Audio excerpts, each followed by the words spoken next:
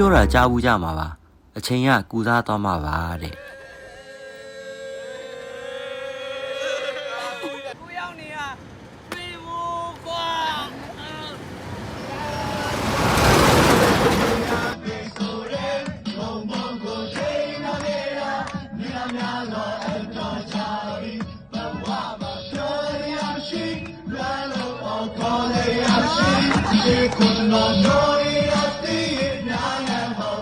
ကျွန်တော်ထင်တာတော့အချိန်တွေကကူစားသွားတာမဟုတ်ပဲတိုက်စားသွားတာနေမှာပါကျော်ဦးတဲ့ကောင်တွေထမနေထိုးတော့အထူးသဖြင့်တော့ကျွန်တော်တို့ရဲ့နေရမှုတွေ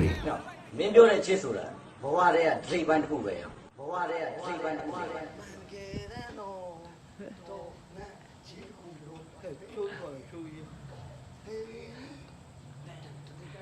စီလို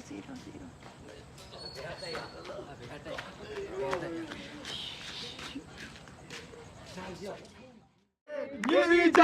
ရီHappy birthday အများတို့တော့မသိဘူးကျွန်တော်ပတ်ဝန်းကျင်မှာတော့2020မှာပြိမိနေတဲ့လူတွေကြီးပဲ I'm also one of them